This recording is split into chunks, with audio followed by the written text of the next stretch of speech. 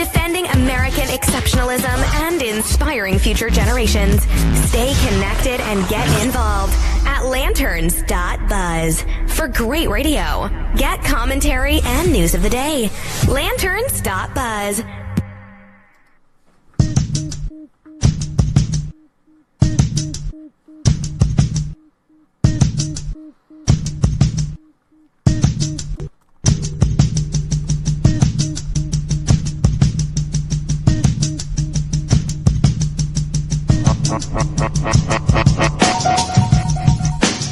Good afternoon, everybody. You're listening to the HollowNet podcast here on the Lanterns Media Network, straight from Phoenix, Arizona. I'm your host, Matt Holloway. Today we're going to be going over a couple of different things, but I think the crux of it is going to be the Disneyfication of the entertainment industry. That's right, this week it was announced that Disney would acquire a good chunk of Fox. So that means 90% of this weekend's box office went to the same company. All that and more here on the HollowNet podcast on the Lanterns Media Network. Stick around.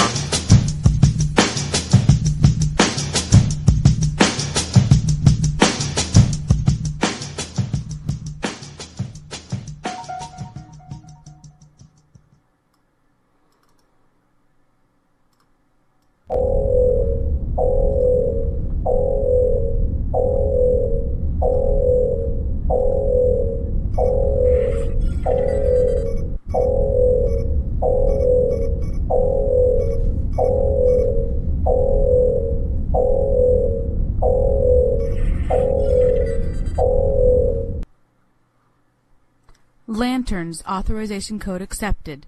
Logging in. Your access to the HollowNet has been approved. Please stand by.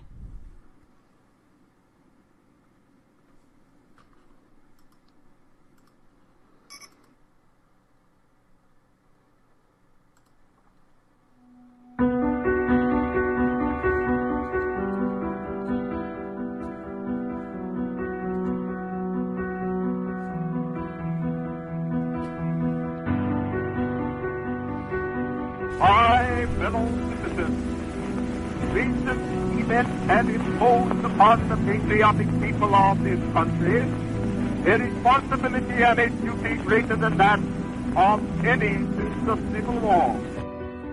It is the common people of the world that are interested in this business. They know when we have war, it is they that have to bear the burden. It's their sisters and mothers and daughters that have to wait, trembling, to hear the news. We are called as a people to give testimony in the sight of the world to our faith that the future shall belong to the free. Since this century's beginning, a time of tempest has seemed to come upon the continents of the earth. I would remind you that extremism in the defense of liberty is no vice. And let me remind you also that moderation in the pursuit of justice is no virtue.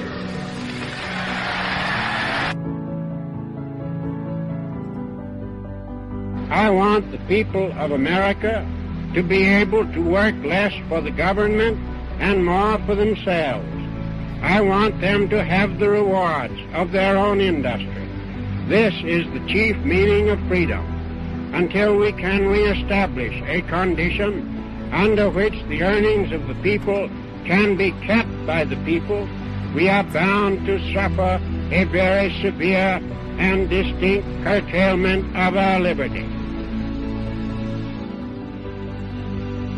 You're listening to the HollowNet podcast on the Lanterns Media Network. The new conservative resistance begins right here, right now.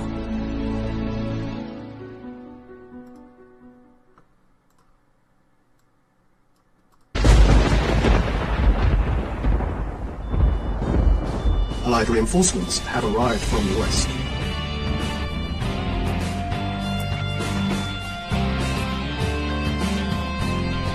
You're listening to the HollowNet on Lanterns Media Network. The Millennial conservative resistance begins here.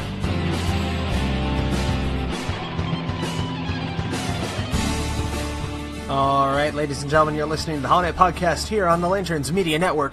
From Phoenix, Arizona, I'm your host, Matt Holloway. Today is Sunday, December 17th, in the year of our Lord 2017. It is the third weekend of Advent. That's right, we are 1 week away.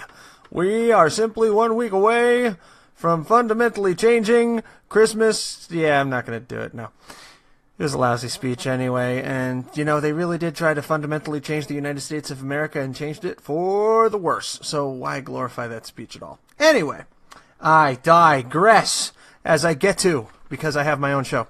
Anyway, what I want to get to this hour, wanted to jump into the very controversial event surrounding Disney's acquisition of Fox Films and Fox Sports. Now, I'm going to go to a couple of different sources here, just because it's getting weird. According to Rotten Tomatoes, Disney officially acquires Fox Film and TV properties. I believe they also are acquiring Fox Sports. So a total of $52 billion, according to Reuters, they spent on this. Now, for a little bit of perspective, okay, there's a story on Deadline.com. Disney Fox Films controlling 90% of weekend box office results spurred by The Last Jedi. So think about that. 90% of every dollar that got spent in a movie theater this past weekend went to the same company. Now, granted, according to this article, it's going to take 2 years or more or less before Disney fully controls their new Fox assets. But the current statistics give you a taste of their combined box office power and post-merger. Their domestic ticket sales this week took in $280 million. Disney and Fox generated 90% of that, or a total of $252.1 million. That's nuts. I mean, that is just an absolutely absurd amount of market share. If you're looking at any other business, one would have a significant concern over what the antitrust implications of this type of a merger are. And we're continuing to see that, not just in this Disney-Fox merger, but more concerning, I think, and in conversations that I've had, is the conglomeration and vertical integration of the creation of content, the distribution of content, and the services which deliver the content. I'll give you an example. You have AT&T. Now, AT&T owns DirecTV. DirecTV has a lot of exclusive content, and they have, of course, agreements with all the content providers that bring you different channels that they have there. So AT&T owns DirecTV. Now, on the AT&T network, you can stream from DirecTV, and it does not impact your cellular data cap. However, if you utilize another streaming service like CBS All Access, for example, Hulu, or Netflix, that does in fact affect your data cap, so that is a little bit prohibitive to you using those services. It could potentially cost you more than it would to just use your DirecTV streaming, so what are you going to likely use if they have the content you want? You're going to use the DirecTV streaming so it doesn't affect your data. So this is a lot of the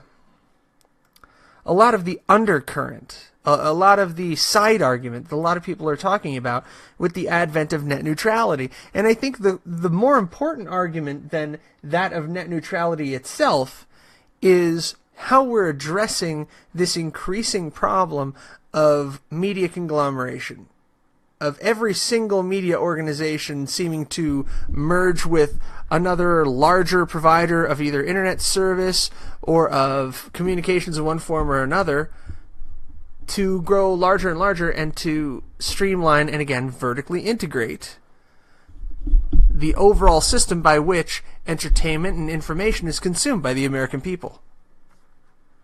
If you take a look at the numbers,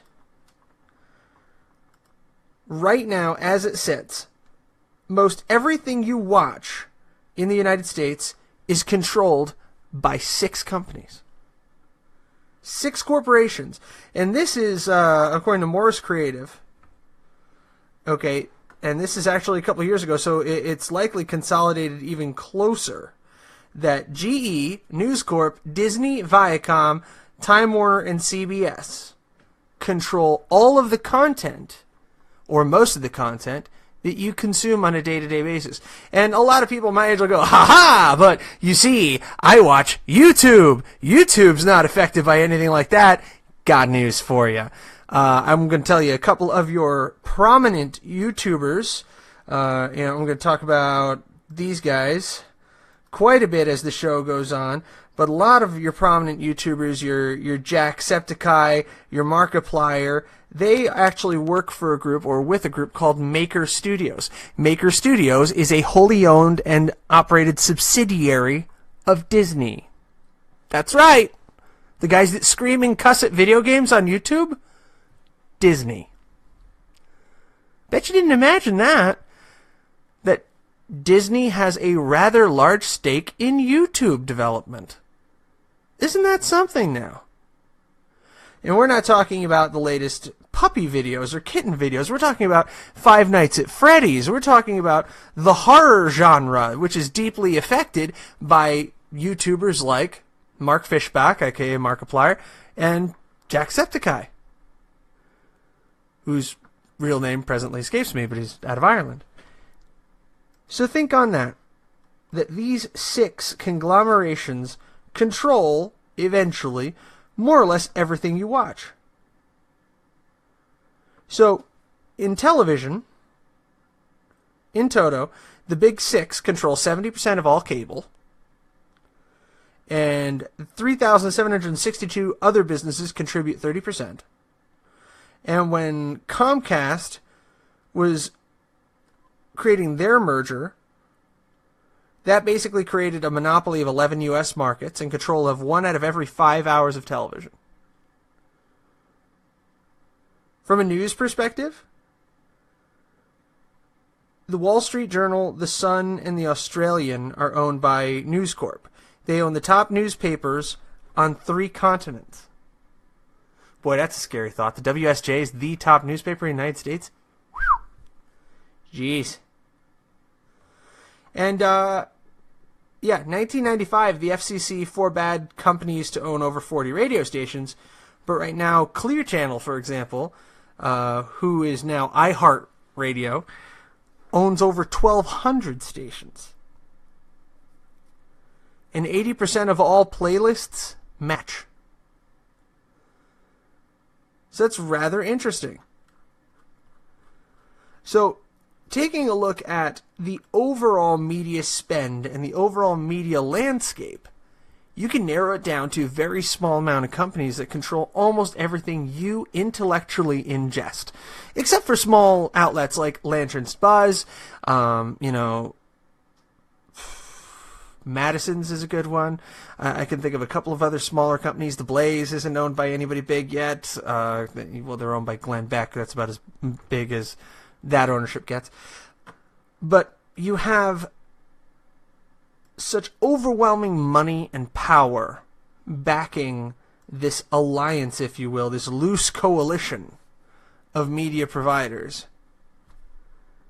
And then you have everyone else. And I think this is why everyone is getting their miscellaneous sundry items in a twist over net neutrality, is because people now fear the mega corporation being a thing. And Google has demonstrated that this monster exists. So it is something that we need to take heed to and we need to be aware of. But at the end of the day, in a conversation with a couple of my in-laws, what it comes down to with net neutrality is, who are you more concerned about? Who do you feel you have greater control over?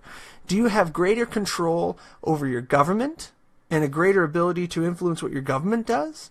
Or greater control and greater ability to influence corporations? And I think that one of the biggest steps to take before we talk about rewriting the entire legal landscape when it comes to internet service providers is that we need to discuss enforcing existing laws. That we need to discuss whether or not it could be considered monopolistic for a company like AT&T to own a content provider like DirecTV. Just food for thought. When we take a quick break, we're going to come back and we're going to talk about the emails that have become the bane of Special Counsel Mueller's existence, and what those could imply for the Trump administration, and whether or not anything's actually going to come of it before Christmas or even after. Is this yet another log on the fire proving that there is a corrupt deep state trying to oust President Trump? Or is this a whole lot of nothing before the holidays? We'll be right back. You're listening to the HollowNet podcast here on the Lanterns Media Network. Stick around.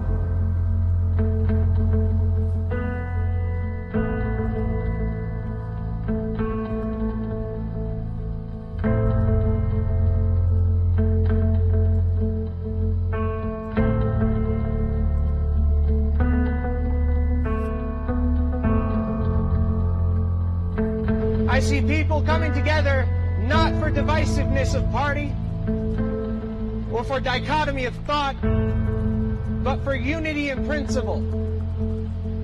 And the principles that founded our nation, that all men are created equal and are endowed by their Creator with certain inalienable rights, life, liberty, and the pursuit of happiness. Today, ladies and gentlemen, those principles are under the sternest attack that we have seen in many generations. It has become a crime in this nation nearly to express a difference in opinion from what is held by your party to be doctrine, from what is purported by the media to be truth.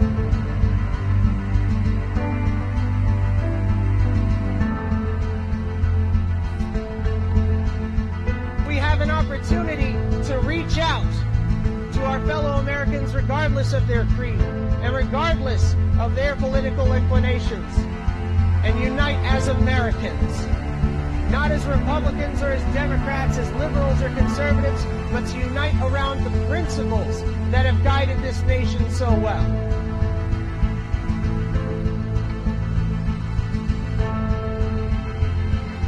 I've covered a lot of stories, but the story that remains untold is the story of America in the 21st century, when we choose to turn back the tide against progressive socialism, when we choose to embrace the Constitution, the Declaration of Independence, and the Bill of Rights, when we remember what it is to be Americans. And that principle will not die as long as there's one man, one woman, one child who looks defiantly into the night and says, I am free.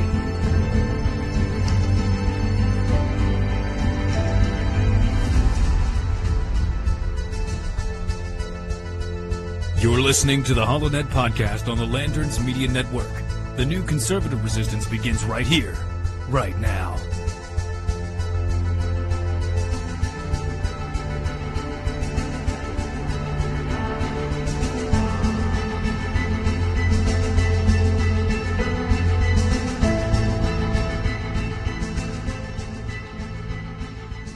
Allied reinforcements have arrived from the west.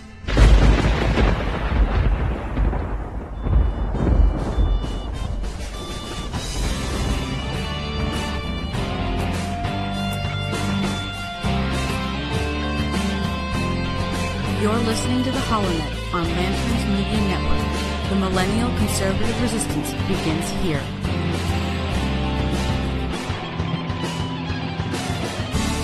And we're back. You're listening to the HollowNet podcast here on the Lanterns Media Network from beautiful downtown Phoenix, Arizona. Well, not downtown. I'm actually quite a bit west. But beautiful Phoenix. I'm Matt Holloway. Now, coming out of the 15-minute break, did want to give you a quick little take here on the email scandal that is now embroiling D.C. Fox News has the exclusive on that by John Roberts and Alex Pappas.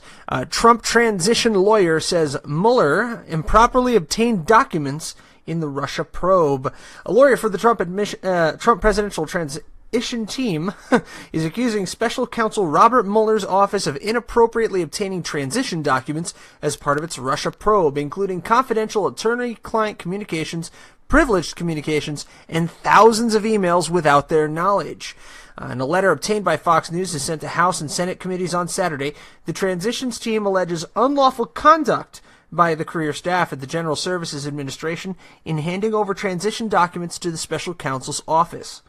Corey Langoffer, the counsel for Trump for America, argues the GSA, quote, did not own or control the records in question, and the release of documents could be a violation of the Fourth Amendment, which protects against unreasonable search and seizure. So, this is quite the coup, and could actually be a counter coup in almost a more literal interpretation.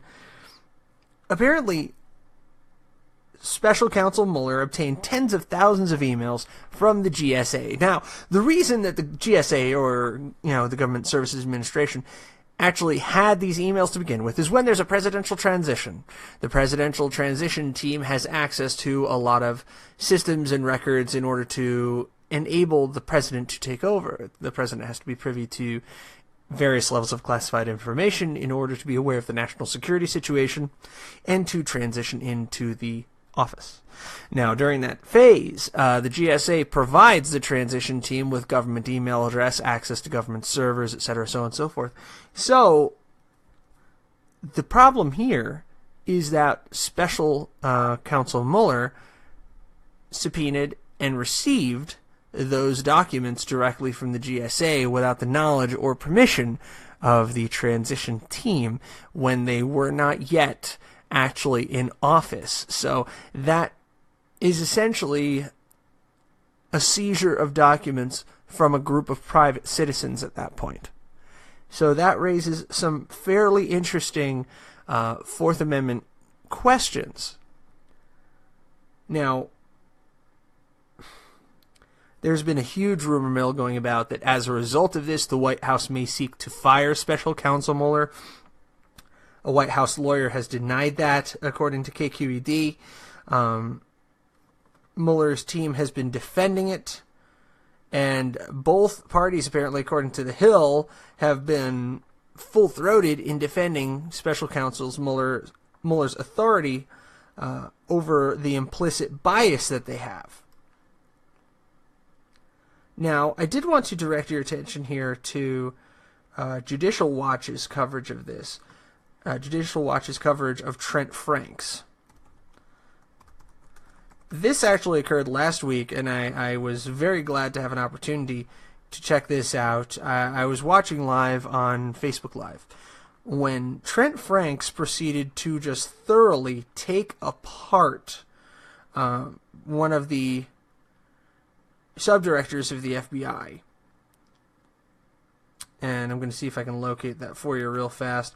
While I'm trying to pull that up, to kind of read you into this, there has been a lot of mudslinging going on Capitol Hill about the implicit bias of members of the FBI in regard to President Donald Trump, in that several emails are going back and forth and several text messages that have been recorded and have been brought forward where very, very poor language is used about the president, questioning the president's intelligence.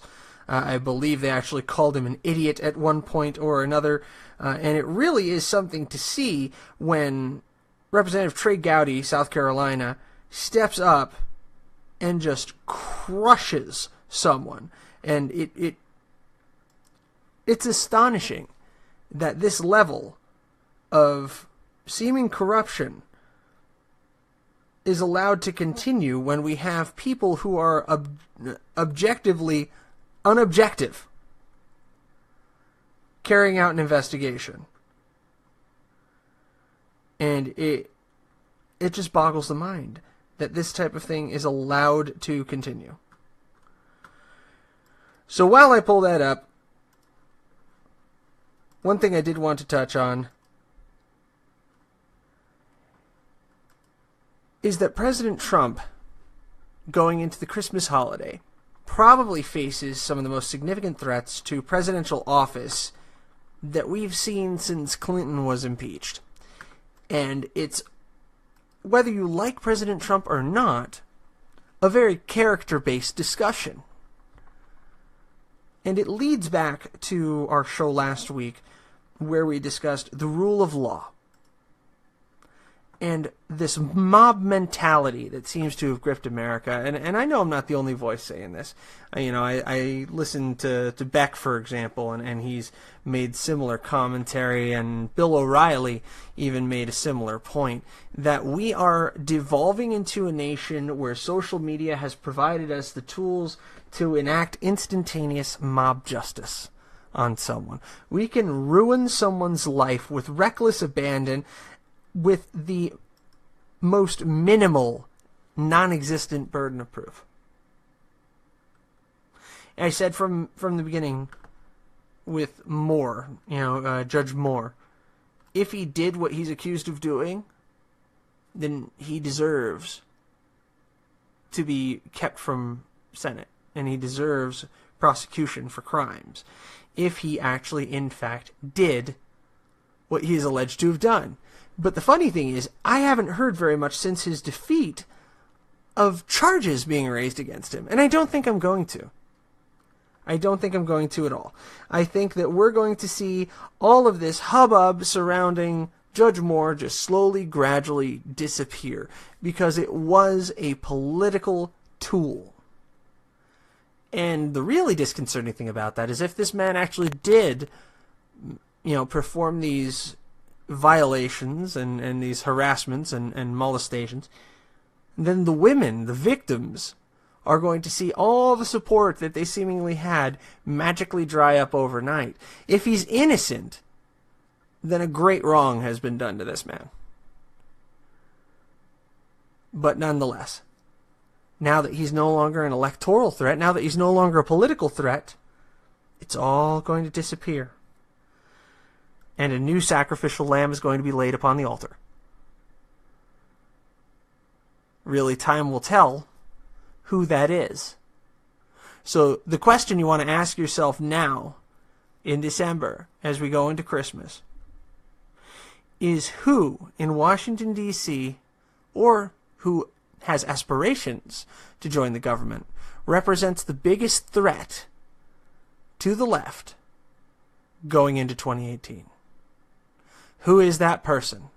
Other than the president, of course, because they're already coming at him with guns blazing. But who congressionally represents the biggest threat? If I was Paul Ryan, I think I'd be concerned. Because right now, he's the only man paddling the boat. Mitch McConnell certainly doesn't have anything to worry about. He's been playing both sides pretty well. We'll talk about that a little more when we come back from a quick break. You're listening to the HollowNet podcast here on the Lanterns Media Network. From Phoenix, I'm Matt Holloway. You can follow us on Twitter at Matt D. Holloway, Facebook at facebook.com/TheHollowNet, or TheHollowNet.com, or HollowNet.lanterns.buzz. We'll be right back.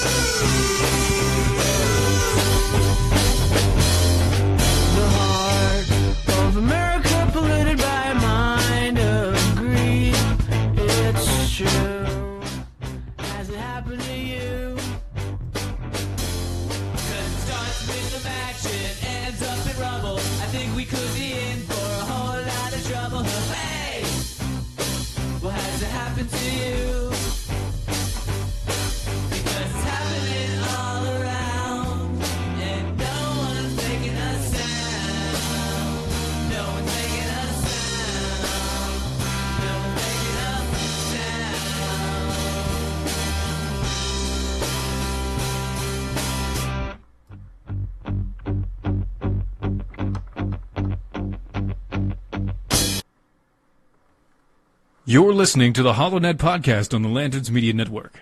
The new conservative resistance begins right here, right now.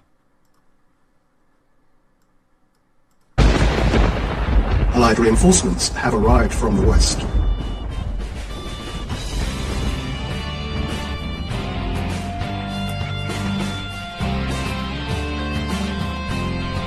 You're listening to the HollowNet on Lanterns Media Network. The Millennial Conservative Resistance begins here.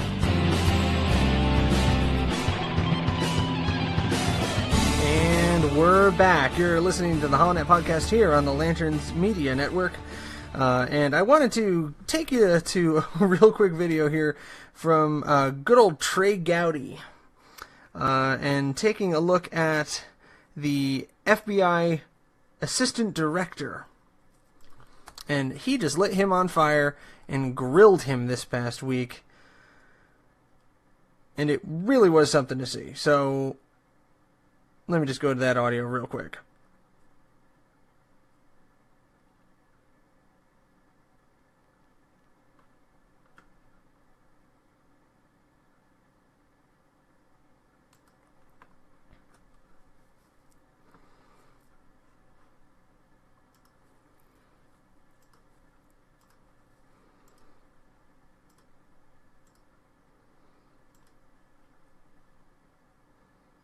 Update that information in an appropriate way, and depending on what the information shows, it could be anything from a reaffirmance to a retraction to a clarification. It just depends on what the information shows. But the one thing we will not do is withdraw intelligence assessments based on public outcry. I'm sure you can understand why that's not an approach that ultimately will stand us in. Okay, well, I want to continue to be in contact with you for this, because I think one of the points that we made to you, and I really hope you take it seriously, is the harm that that document is causing. Because what that says, it sends a chill to activists around the country, and my big concern is that local law enforcement will misinterpret that and will clamp down on people exercising their First Amendment right.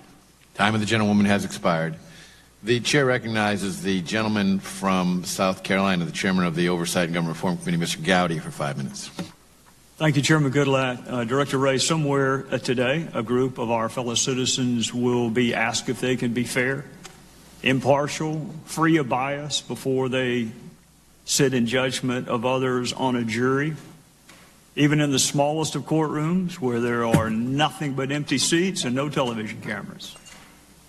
Somewhere today, those selected to sit in judgment of their fellow citizens will be told that they must wait until the very last witness testifies and the last piece of evidence has been introduced before they can even begin to deliberate on an outcome. So if our fellow citizens should be impartial and free of bias, and if our fellow citizens must wait until the last piece of evidence is introduced, the last witness is called, before they can reach a verdict, a conclusion, an outcome, then I don't think it's asking too much that the Department of Justice and the FBI do the same thing. There is no member of Congress who holds the Department and the Bureau in higher esteem than I do. There are others who hold you in high esteem, but I would take second place to no one. And I have defended the department and the Bureau when, frankly, it was pretty damn lonely to do so. When my Democrat friends were asking that Jim Comey be prosecuted for a Hatch Act violation about this time last year, they now want him canonized, but this time last year they wanted him prosecuted for a Hatch Act violation. When your predecessor sat right where you're sitting, and was embroiled in a fight with this little tiny startup company called Apple, I was on the side of the Bureau. When there are calls for special counsel, even today, I reject them because I trust the women and men of the Department of Justice and the Bureau, the professionals that we hired to do their job. And the vast majority of line prosecutors and line agents are exactly what you described in your opening statement. They are exactly what you described. But unfortunately, the last 2 years have not been good years for the Bureau, and they have not been good years for the department. We had an attorney general meet with the spouse of a target of an investigation on the tarmac and asked that an investigation be called something other than an investigation, but be called a matter. We've had an Attorney General recuse himself from the largest, most significant investigation currently in his office. We had the Director of the FBI appropriate a major charging decision away from the Department of Justice because he was concerned that the public wouldn't have confidence if the Department of Justice handled that decision themselves. We had an FBI director write 2 politically volatile letters weeks before an election. We had an FBI director memorialize conversations he had with the President of the United States because he didn't trust the President's recall of those conversations. And I think what frustrates some folks is when Director Comey wanted special counsel for President Trump, he leaked one of those memos. When he didn't have confidence in Loretta Lynch, we didn't hear a word about it. There were no leaks that prompted special counsel when he didn't trust Loretta Lynch. There were leaks when he decided he didn't trust President Trump. We've had an acting AG fired. We've had the director of the FBI fired. And we can't manage to find prosecutors who haven't donated to presidential candidates. Out of all the universe of prosecutors that you used to work with, and I used to work with, and Johnny Ratcliffe used to work with, we can't find a dozen that haven't donated to major political candidates. And now we have Special Agent Strzok. It was the Inspector General, not the Department of Justice, not the Bureau who found these texts. It was the Inspector General. And I share your confidence in his objectivity. I share it. But it shouldn't have been the Inspector General that had to bring this to our attention 12 months after it happened. And that same agent is the one who reportedly interviewed Secretary Clinton in an interview that you and I have never seen conducted that way before. To have potential witnesses and potential targets sit in on a witness interview, I appreciate your professionalism and your unwillingness to want to say how unprecedented that is, so I'm not going to ask you. I'll just tell you, it's unprecedented. And that same agent is alleged to have been the one that changed the language. You're right, they are synonyms. Extremely careless is a synonym for grossly negligent, which begs the question, why change it? But you and I know why it was changed. It was changed because the statute says grossly negligent. And if you're not going to charge someone, God knows you don't want to track the statute with the language that you use. That would be stupid. What's also stupid is to do that memo 2 months before you've interviewed the target. That memo was drafted before the last witness was interviewed. Director, it was drafted before the target of the investigation was even interviewed.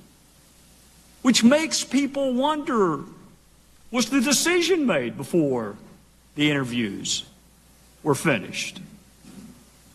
And now we believe that that same agent is also involved in the investigation into President Trump and his campaign, and may have interviewed Michael Flynn. That hasn't been confirmed, and we don't know what role, if any, he took in the preparation of documents for court filing. So I'm going to say this because I'm out of time, and I appreciate the chairman's patience with me.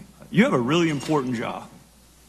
When all else fails in this country, we want to be able to look to the FBI. We want to be able to look to the Department of Justice. When all the other institutions we trust, including Congress, appear to be broken, we want to be able to look to you. It's been a really bad 2 years.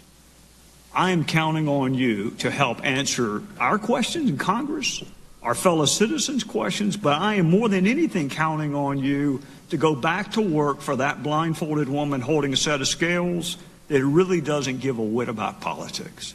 That's Now, if anybody hasn't heard Trey Gowdy speak before, he speaks very eloquently, and his South Carolina drawl is pretty dang unmistakable. But what we need to get to here is the point surrounding this agent Peter Strzok, and which his name is not spelled like that. I don't know why it's pronounced that way. Peter Strzok, and Director Wray's FBI, and Trey Gowdy lays out the case that if the language was not inappropriate, why was it changed? When it comes to Secretary Hillary Clinton's letter, saying extreme carelessness and negligence, and he nails it completely. We have clear and present indications that a politically influenced and motivated Department of Justice and the FBI is investigating President Trump and was investigating Hillary Clinton and failed to deliver any kind of charges for what, through any other lens, would be a crime that would land someone in prison. Trey Gowdy lays out this case. Does so very eloquently and very respectfully. And if you haven't listened to him before, I strongly recommend you start. And that you pick up your ears whenever you see him speaking in front of Congress. You tune into that Facebook Live video, you switch over to that Twitter feed. Because Trey Gowdy is one of the few men in this country who truly is fighting to restore some semblance of sanity and justice to the American people. And this may have gotten a little bit sideways, but it's something that I really wanted to play because it's something I listened to this week, and I had a little bit of faith restored in me that there are, in fact, people on Capitol Hill who are really working, really striving, and really trying to bring about truth, to find fact, and to properly serve the American people and ensure justice is done. And I will say this, as I've said before, if these 16 women were victimized by President Trump, they need their day in court, and President Trump needs his day in court. This must take place. If they were not, and it's just more political showmanship, then that also needs to be brought to light, and quickly, before further damage, irreparable as it seems, is done, not just to the prestige of the American system, but to its very soul. I can think of nothing more harmful to this country right now than a long and grueling impeachment proceeding that did not have the full backing of a majority of the American people. Justice will out. The truth will out. But this witch hunt, or warlock hunt, as Glenn Beck and Bill O'Reilly called it this past week, needs to come to an end.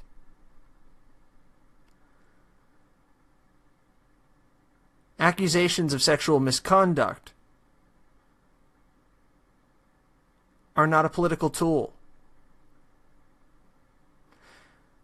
The acts of sexual misconduct are taken so seriously because they are as abhorrent as they are. However, we must view the utilization of those charges, the falsification of those charges, in just as harsh a light. We have to stand for the victims' rights, and we have to stand for the right of the accused to be innocent until proven guilty. When we come back, we're going to wrap up and talk about this week in news and glance really quickly at a very interesting story coming out of Syria and, surprisingly enough, President Macron of France. All that and more when we come back here on the HollowNet Podcast on the Lanterns Media Network.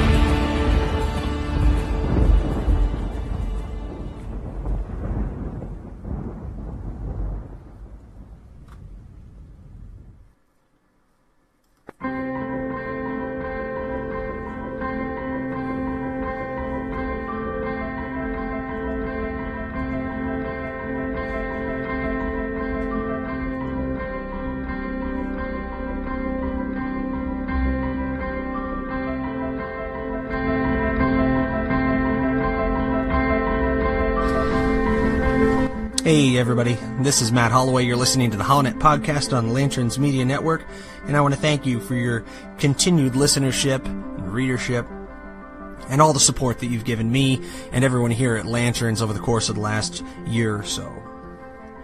Now, as we come up on a year of delivering this podcast on a weekly basis, we've begun to feel a bit more like a community here at Lanterns.buzz.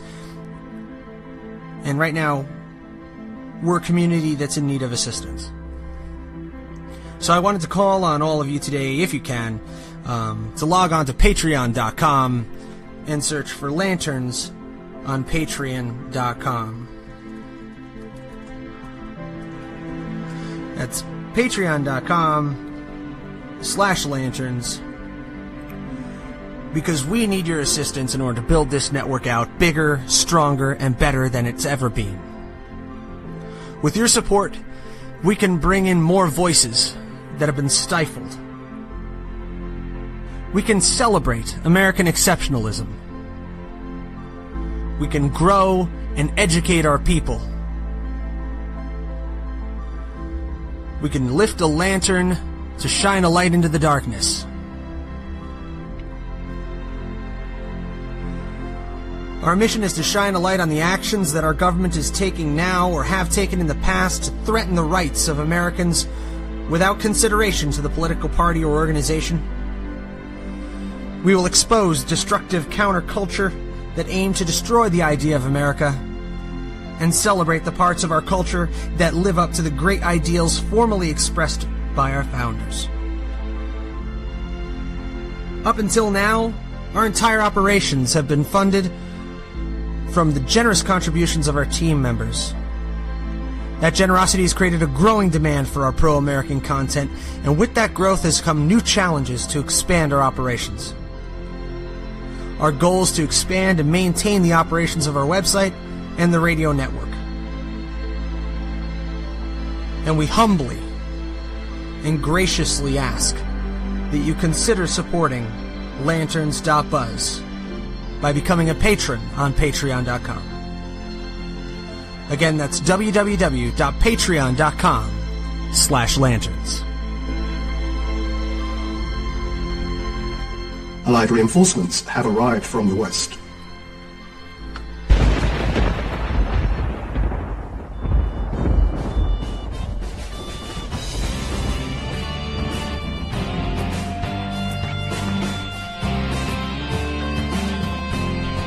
You're listening to the HollowNet on Lanterns Media Network. The Millennial Conservative Resistance begins here.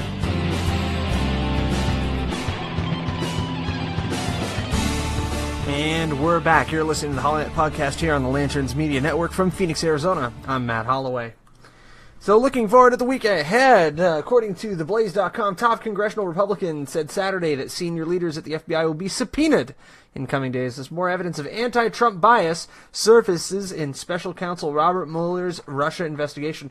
Rep. Jim Jordan of Ohio explained on Fox News Saturday he's received a commitment from House Judiciary Committee Chairman Bob Goodlatte to subpoena top officials at the FBI, including Deputy Director Andrew McCabe. So it looks like this is going to continue developing and coming in as the week progresses, and as subpoenas are issued to the FBI, uncovering more and more anti-Trump bias located within the FBI investigation and the special counsel. And if it doesn't appear at this moment that we're going to start to see some changes in the investigation and possibly even termination of Counsel Mueller's investigatory power as a whole, I honestly believe that's going to come within the next couple of weeks. We are going to see some significant changes here. Now, to a quick story from the other side of the pond, I want to talk to you a little bit about French President Macron. Now, according to sources... At Farmers, we've seen almost everything, so we know how to cover almost it. Sorry, I had a quick audio pop up there. According to sources on the other side of the pond, it appears that Macron says, talk to Assad now and he will answer for his crimes later. So, This comes from Elaine Ganley with the Associated Press. French President Emmanuel Macron thinks the Islamic State group will be defeated in Syria by the middle or end of February, and that Syrian President Bashar Assad can't be ignored in the aftermath of the military victory, but must one day answer for his crimes. Macron noted on a wide-range TV interview on France 2 that Iraqi authorities declared the Islamic State group defeated this month, and he thinks by mid-end February we will have won in Syria and Bashar al-Assad will be there. Under those circumstances, he said, we have to talk to everybody. We have to talk to Bashar al-Assad and his representatives. Afterward, he must answer for his crimes before his people and before international justice. So France is now calling for international justice against Assad. It's very, very interesting. You know, President Trump was not invited to... Oh, wait, now this is just going into garbage about the Paris Agreement. But I think they're burying the lead here a little bit. They're going into a bunch of garbage between Macron and Trump, which, if you've read any 5-minute pieces on either of them, you would have an idea that they don't really get along. But the big question here is, will Russia sit idly by and allow their boy Assad to be tried for international war crimes at The Hague? I really don't think so. So it looks like as ISIS draws down in Syria, that we may come to a bigger situation, is what to be done with Bashar al-Assad. And when the smoke clears, who will be left in charge of Syria? Will it be a pro-Western regime? Will it be a pro-Iranian regime? Or will it be the continually pro-Russian Bashar al-Assad administration clinging to power under the protection of Vladimir Putin? So that's what we have to look forward to going into this, the 4th week of December. 7 days left to Christmas, folks. Make sure you light that candle tonight for the 3rd night of Advent. From Phoenix, Arizona, for Lanterns Media Network, I'm your host of the HollowNet podcast, Matt Holloway. I want to thank you for tuning in today. God bless you. God bless the United States of America. Good night, everybody.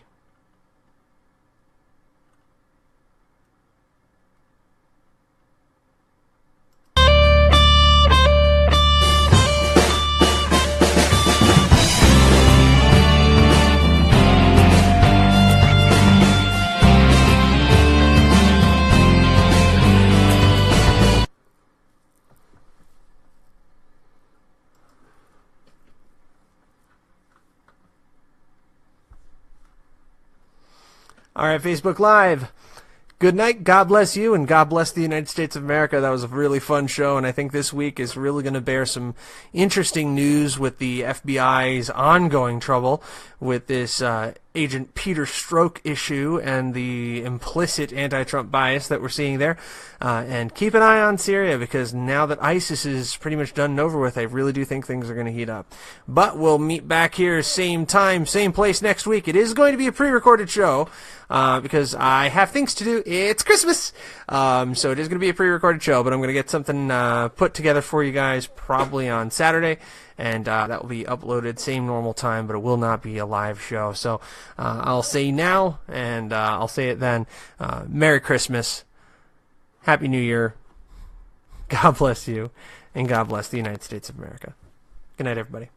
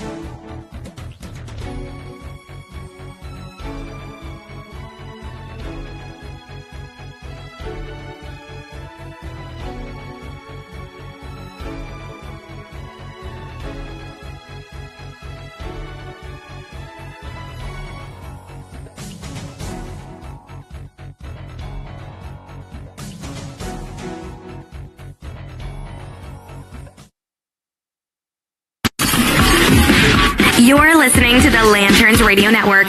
We are the network dedicated to empowering the individual, illuminating the truth, defending American exceptionalism, and inspiring future generations. Stay connected and get involved at lanterns.buzz for great radio. Get commentary and news of the day.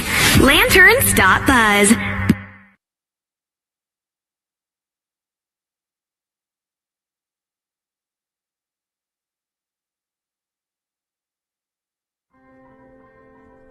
Hey everyone, this is Matt Holloway, and I hope you're enjoying our podcast so far. It's been exciting putting this together for you, and I'm looking forward to many more to come. I did want to let you know that in setting up the HollowNet and getting everything launched here, we've gone ahead and set up a page on Patreon.com. Now, if you haven't heard of Patreon, Patreon is a website that's similar to other crowdfunding sources that allows you to support on a month-to-month basis those sources, those artists, and those groups that you really care about and that you're passionate about. And I hope that we can ignite passion in a lot of people to become more involved in the political process, and also to become involved in the conversation and to keep that political dialogue alive. So I'd like to humbly ask you today to consider becoming a patron of the HollowNet on Patreon.com, and you can access that at Patreon.com/theHollowNet.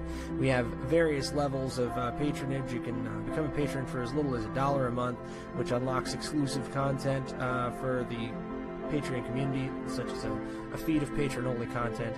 Then you have a $5 option, which gives you behind-the-scenes access to blog about the different inspirations that we have. It'll give you access to patrons-only polling.